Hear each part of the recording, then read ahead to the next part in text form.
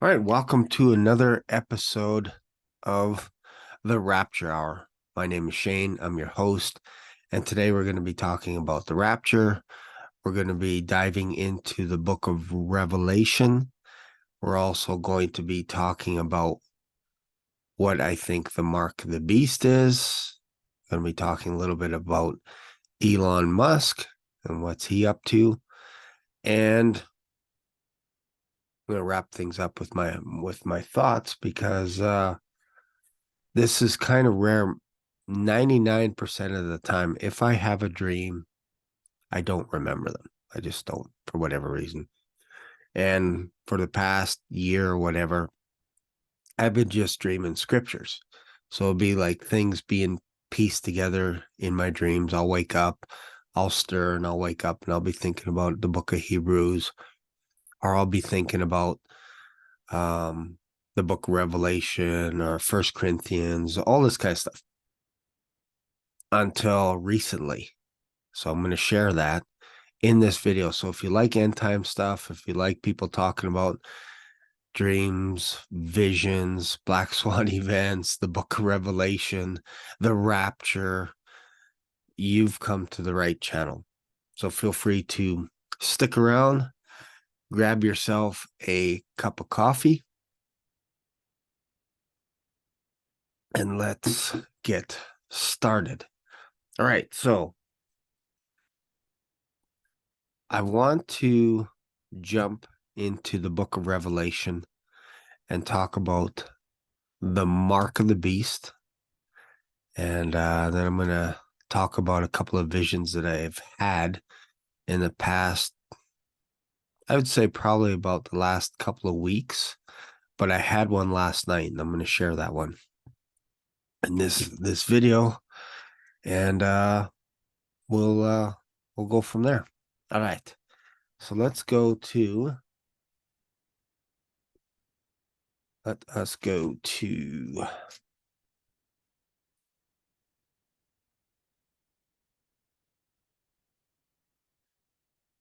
Revelation chapter 13.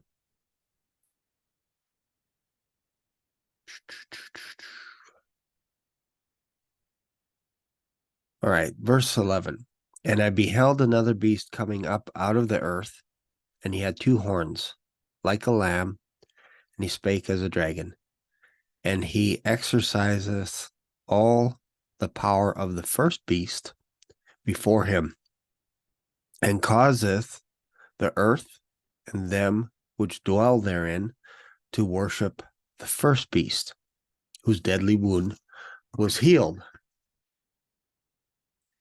And he doeth great wonders, so that he maketh fire come down from heaven on the earth in the sight of men, and deceiveth them that dwell on the earth by the means of those miracles which he had power to do in the sight of the beast, saying to them that dwell on the earth that they should make an image to the beast which had the wound by a sword and did live. And he had power to give life unto the image of the beast, should speak both. And he had power to give life unto the image of the beast, that the image of the beast should both speak and cause that as many as would not worship the image of the beast should be killed. And he causeth all, both small and great, rich and poor, free and bond, to receive a mark in their right hand or in their foreheads, so that no man might buy or sell save he had say save he that had the mark, or the name of the beast, or the number of his name. Here is wisdom. Let him that hath understanding count the number of the beast, for it is the number of a man, and his number is 666. Crazy stuff. Crazy stuff. So we know that there is going to be a world ruler that comes upon earth, and there's going to be a point in time where people are not going to be able to buy or sell anything unless you take the mark of the beast. So we're going to be talking about my thoughts, a little bit about that, what that means. What's interesting is the concept of buy and sell. Some people think it just means groceries, but I think it could mean anything. Could be maybe you want to buy a home in a neighborhood that you want to move to, and you're unable to unless you have the mark of the beast. You won't be able to trade. You won't be able to sell your home. You won't be able to buy your home. You won't be able to buy a car, sell a car, make any transactions. You probably won't be able to get your paycheck deposited into your bank account unless you have the mark. And if you don't worship the beast or the image of the beast or the devil, you are going to get executed if you don't do that. So it's going to be tough times during this tribulation period. And there are going to be mockers and scoffers out there that say that this has already happened back in 70 AD, or this is just figurative, all this kind of stuff. And they're like, no, it's impossible to do that. At least that's what I heard when I was a kid. I heard these biblical passages when I was sitting in church, and I'm like, this is interesting because we're talking about marking everyone in the world and having basically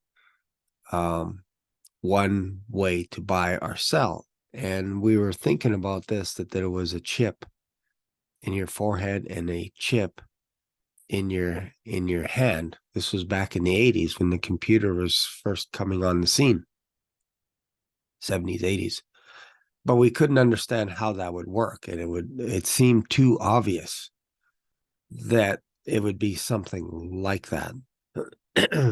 So fast forward, and now we are starting to get a glance, if you will, or a glimpse of how this could be possible.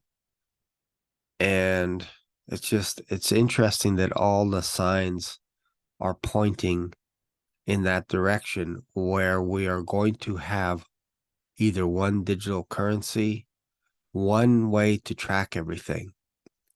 And it makes sense from a perspective of, if you want to not lose money, you can track everything so that terrorists can't take money and all this kind of stuff. But it sure looks like it's going to be against our will, and maybe not at the beginning, because it makes sense. Hey, if you want to get paid, take this little mark, whatever it is. So I'm going to share my screen for a second, share some of my thoughts here. What's interesting is you have, whenever we do a vote, we have to, give a check mark, or it's basically an X, in order to say that we are in agreement to voting for a person, a political party, or whatever it is. If you are going to fill out paperwork and all this kind of stuff, sometimes you have paperwork that have boxes. And in those boxes, you got to put an X. And sometimes if you go outside that box, it doesn't count, especially when it comes to voting. It's just interesting, this symbol here, X. This thing keeps coming up all the time. We've seen it where people are, back in the old days when you used to have one of these little, basically you have some treasure, you have some gold right here, and then you have this, maybe you have a palm tree or something like this, like this here. There's a little palm tree. And then you see this here. Dun, dun, dun, dun, dun, dun. And maybe this is where you dock with your ship or something like this. But this here would be where the treasure is. So this is what you call a treasure map. And X marks the spot where the treasure is. We've grown up with that, watching pirate movies, and pirates are always after treasure, all this kind of stuff. It's just interesting that in order to get the treasure, you have to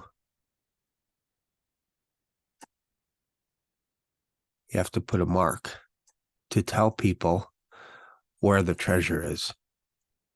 It's always like an X. Recently, there's a guy I've been following. I've read his autobiography, Elon Musk. Elon Musk. I've been following this guy, and this guy is a bit of an enigma, if you will. I've mentioned in a few other videos that I think that this guy could be the false prophet that we just read about. He could also be the Antichrist, for all we know. And one of the reasons why I toss him, and I have top contenders right now of the Antichrist, or a type of one. Zelensky's at the top of the list, the watch list, if you will, for me. Could be a future president of the United States. May not be Biden anymore. May not be Trump. Could be someone else that we don't know or see that could end up becoming the new president of the United States. The problem is I feel like the Antichrist is going to come against China, Russia, and the US and Israel. That's what I feel the Antichrist is going to do. And the question is, okay, if the Antichrist comes out of Turkey, that almost cancels out Elon Musk as the Antichrist, and obviously President Zelensky, because he's from Ukraine.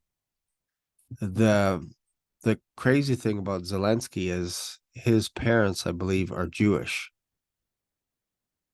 So there were Jews scattered all over Europe, all over Western Europe, Eastern Europe, all over the place. So that doesn't necessarily mean, to me, the Antichrist has to be directly from Israel itself. You have to think that if the Antichrist appears like the Messiah, that the Jews have to have a reason to follow this one. And it may not just be money, it could be lineage as well. So what's interesting is in the book of Revelation, there are two tribes missing that are being sealed. One of the tribes is the tribe of Dan, and one of the tribes is the half tribe of Ephraim. Those two tribes are missing as being part of the 144,000 that are sealed. But they are all mentioned in Ezekiel when he talks about divvying up the land again in a different fashion after, I believe it's after the Millennium Kingdom. And the tribe of Dan is there, the tribe of Levi, all this kind of stuff. So think about that for a second. But anyways, back to Elon Musk. So I'm not sure where. Most ancient scholars, if you will, anybody that's older than me, say that the Antichrist must come out of Turkey. And if you keep saying that long enough, don't think that Turkey's not hearing the same thing that you're saying. And they're probably looking around going, really, here? But it is possible. It is possible. But I want to talk about Elon Musk. His name means oak. Whoa, tree.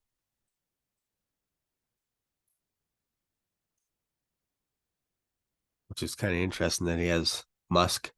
as the last name, but Elon means oak tree. Another name that you can derive from Elon is this.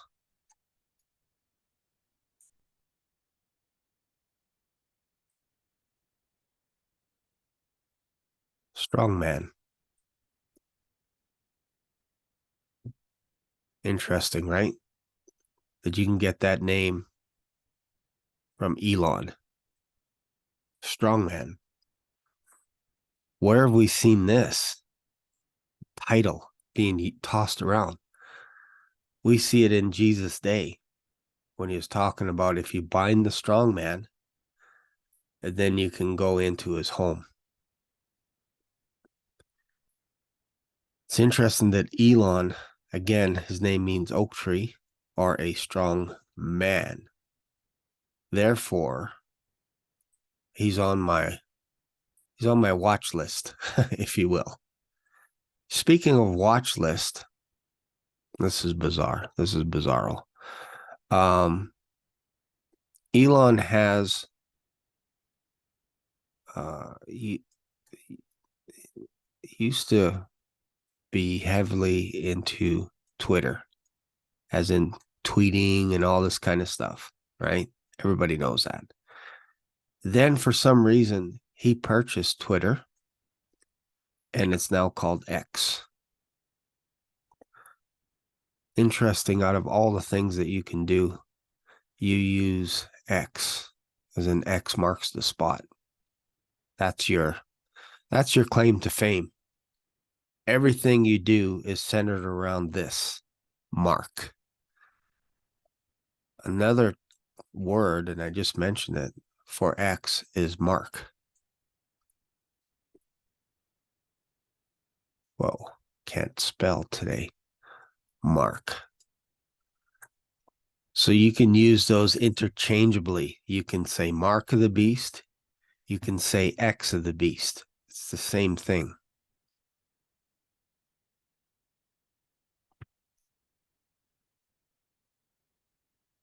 One interesting thing here is when it comes to Elon Musk's account, X, so weird. He's got SpaceX, Tesla, Neuralink. We'll talk about that a little bit too. In one of his posts, he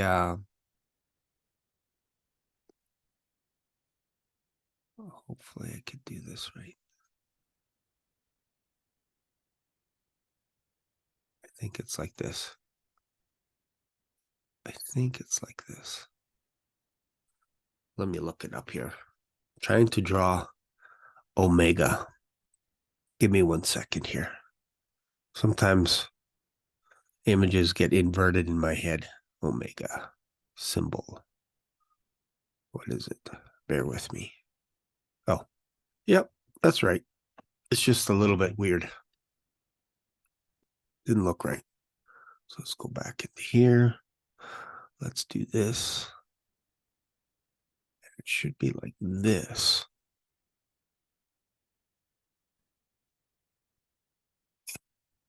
Excuse me.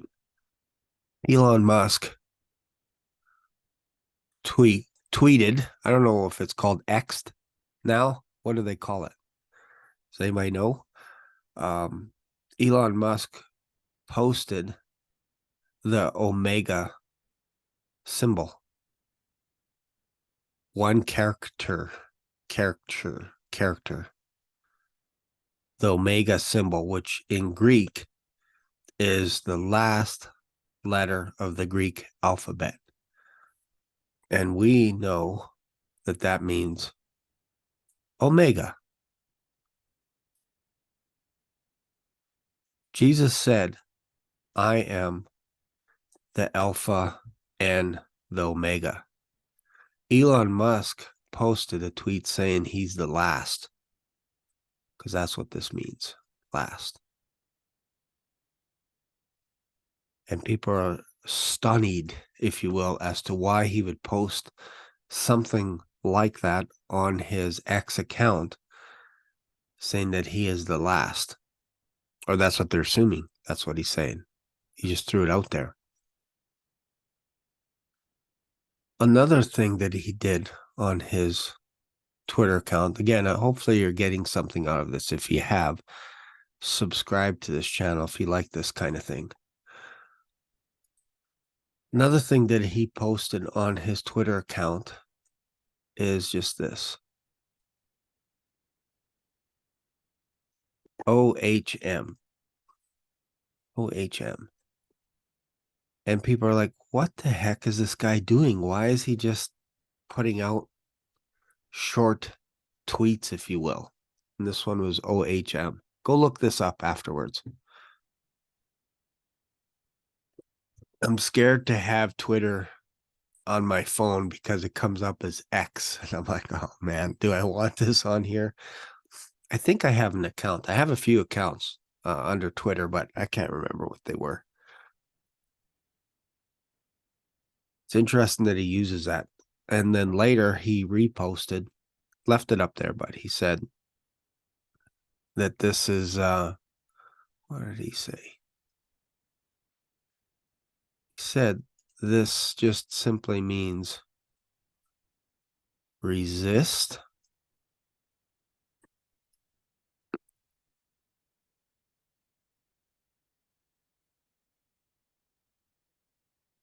the circuit.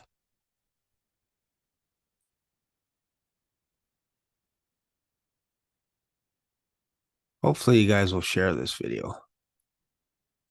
This needs to get out there. Share the circuit.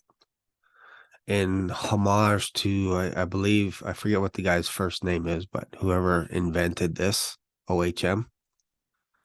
What is OHM again? This is the beauty of having a phone here. OHM meeting.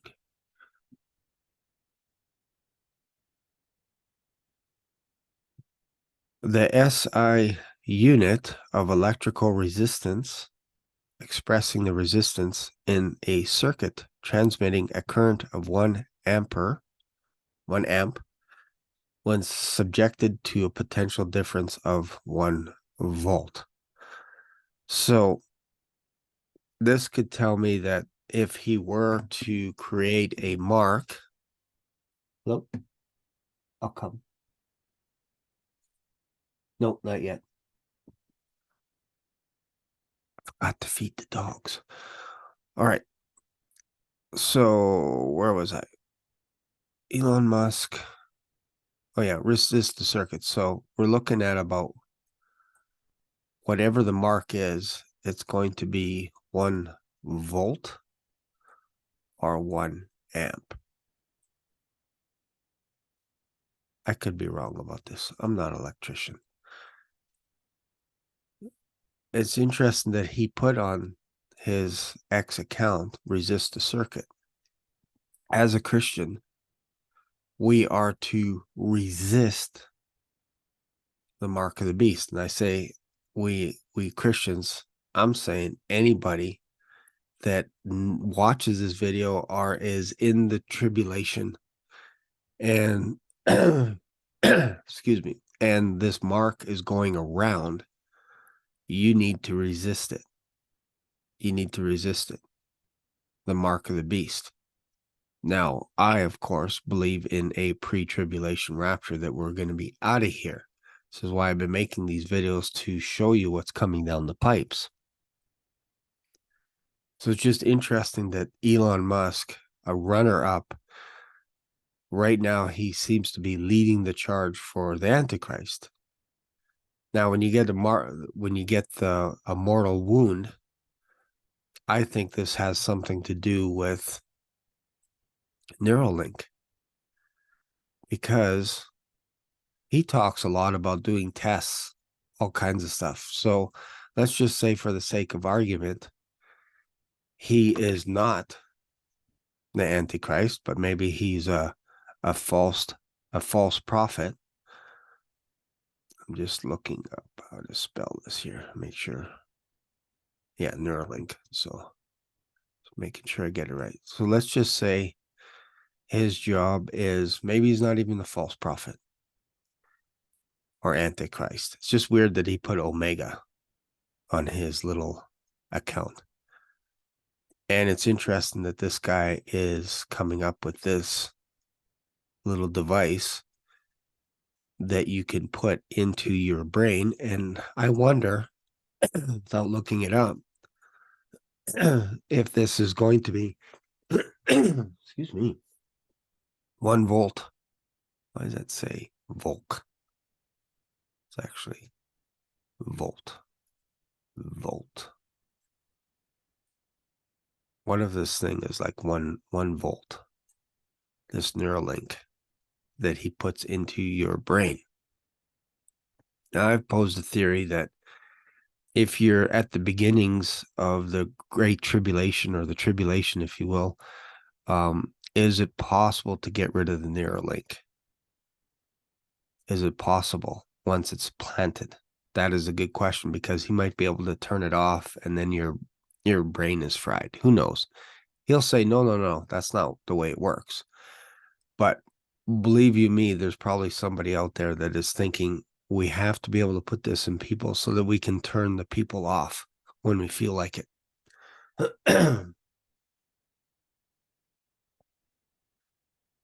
All right, so enough of that. So that's something to pay attention to. Pay attention to this guy. Pay attention to all the stuff that's going on with him.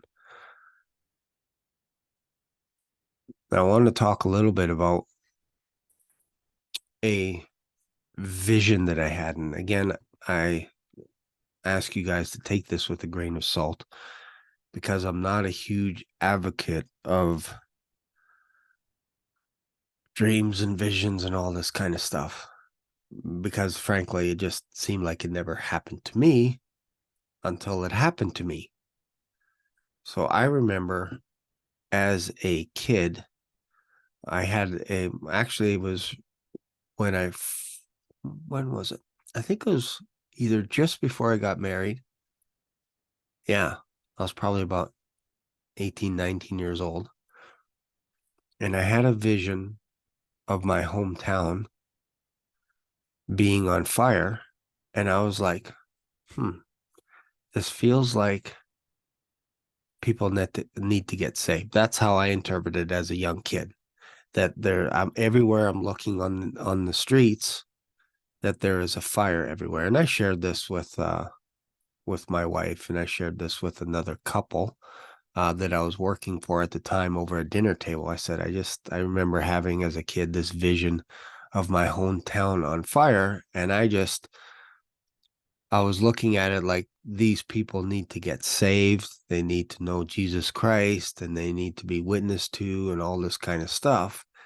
And I remember seeing the movie theater being burnt down, and all kinds of this. Everywhere I walked in the streets, there was fire everywhere, and it was a physical fire, but I was interpreting it as spiritual. And this was back when I was like 18 or whatever.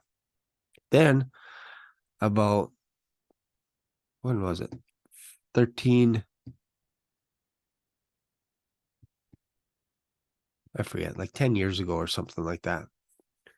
My hometown burnt down, Fort McMurray. Basically, the area that I used to live in downtown, and a bunch of the other areas, were on fire, and people could barely get out. Many people lost their homes, some suspicious, but most lost their homes because the fire was so devastating. All the streets burnt up. I think even that movie theater burnt up as well. It's gone. But I had a dream about that, or a vision, if you will, that was so real, but I thought it was spiritual. I thought it was a spiritual dream. And turns out Fort McMurray caught on fire years later. So I had a dream a few days ago about hell. And it was actually, more specifically, it was the Great White Throne Judgment. And in it, I was observing what was going on. So when it first started, I was in a huge, don't know how big it was, but it felt like I was in darkness. And there was darkness everywhere. And I can hear chains, and I can hear people moving around, moaning, crying, weeping, and I can hear different languages. And we were all in the dark. And I say we because I was observing it. I didn't have the chains on me. I wasn't handcuffed or anything like that, but I can observe in this area that felt like I was in cave, a dark cave. And there are people asking for friends, family, where are we? Is anyone out there? All this kind of stuff. Again, in different languages. And I also heard angels in different languages yelling out, mostly in anger.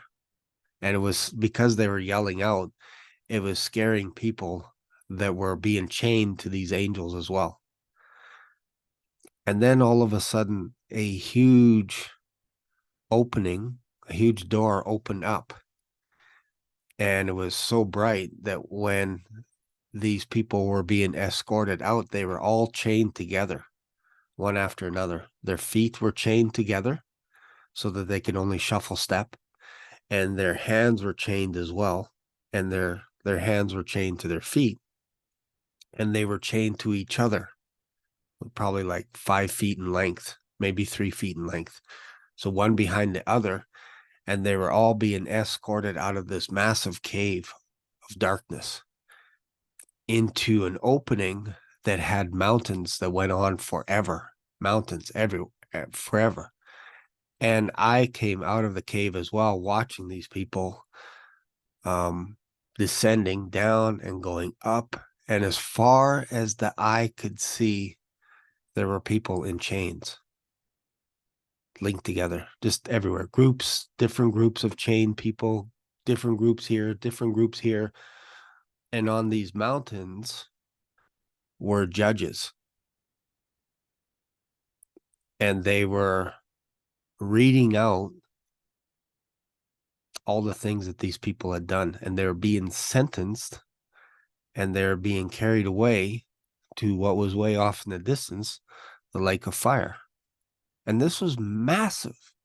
I'm telling you, this was massive. It put James Cameron to shame as to how big this was, this area. It's huge. It went on forever, just mountains and mountains and mountains. Thousands, probably millions of people. And it was interesting because, again, when we all came out of this cave, everybody was like shocked. They didn't know where they were. They're like, what is going on? Kind of interesting. And then last night, I had a vision, if you will, but it was during the day. It was probably in the evening, maybe the afternoon, but it was just a seed, almost like a little snapshot. And I saw, maybe it was a dream this morning. It was either last night or during the morning, but it was so real, so real. And I was walking in a town, don't know where it was, but off in the distance, there was a mountain. There was a trailer park close by, I know that, and homes. But off in the distance was a huge mountain, huge mountain. And there are construction workers in orange vests. Don't know if you can see color or not, but that's what I'm assuming that they wore, is orange vests, because I knew they were construction workers. And they were way off in the distance. For some reason, I can see them from where I was. It was almost like I zoomed in and then zoomed back out. but they were on the peripheral, the circumference of the mountain, if that makes sense. All construction workers, and they were not allowing people to get to this mountain.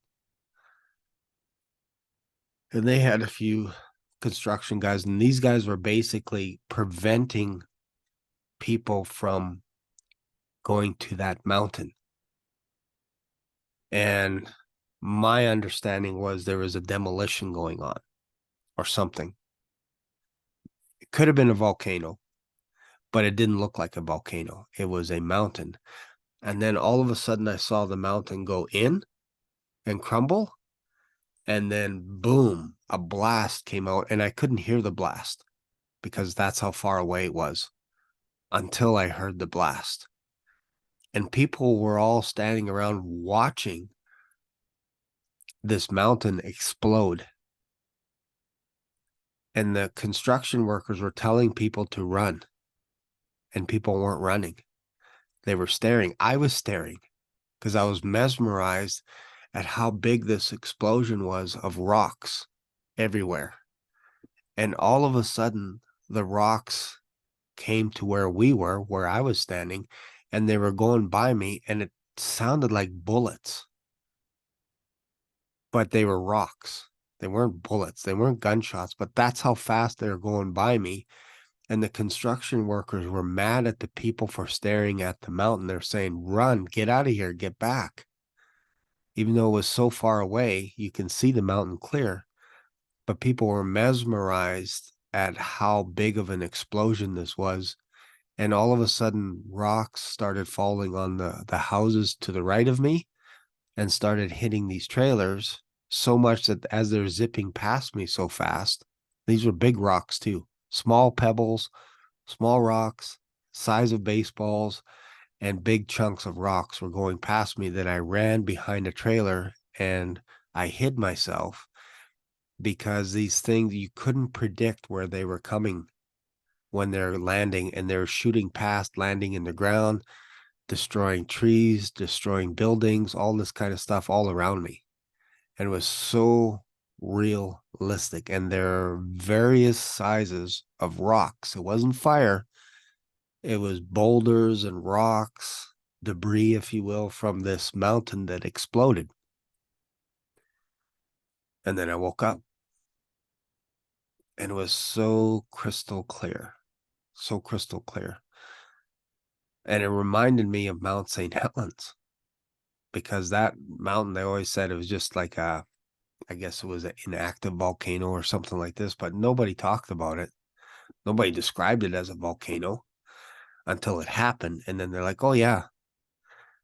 My question is, I wonder how many of those inactive volcanoes do we have in North America? Because it felt like it was in North America. It did not feel like it was on the Hawaiian Islands because of the way people dressed and everything. It felt like it was a North American city, more specifically, either the United States, I would say, or it could be we live close to the mountains here. It could be one of these mountains for all I know. But there was just one mountain that stood out. Like I didn't see a whole bunch of mountains. I only saw one, and it was like they sectioned it off as, again, like a demolition site to protect people. So I don't know if that was man-made, that they had to do this, or if they knew that it was going to erupt and they were protecting the circumference and telling the people in this town to get out of there. Anyways, just kind of interesting thought. But again, I don't get stuff like that. Like I don't usually, if I dream, I usually dream of scripture, Bible verses, and all this kind of stuff. So anyways, I know a little bit of a different video, but I think there's something shaping up right now. And this is why I've been making these videos for the past year and a half. It's just to make people aware that there's obviously something going on. And then I share my thoughts from the biblical perspective. So if you have anything similar, or if you have something to comment or to share what your interpretation is of this vision, this dream, if you will, Let me know that in the comments. I know it's a little bit of a different video. I'm not always comfortable sharing things like that because it could get looked at as kind of kooky, kind of weird. Even for me to say it, it's like, wow, this is weird. But it was so real in my head. That's the only reason why I'm sharing it. And it's just interesting. Anyways, I hope you got something out of it. Again, I can't emphasize this enough, is to keep reading the Word of God, because it's coming a point where we're going to have to really protect our mind from the influences of what's going on around us. You have to protect your mind. You have to guard your heart, because if you don't, you're going to be in a tough situation, or it's going to be hard to make decisions off the cuff because you're not pouring yourself into the Word every single day. So there you go. Hopefully you got something out of this. Feel free to subscribe, share your thoughts, and I'll see you in another video. Bye for now.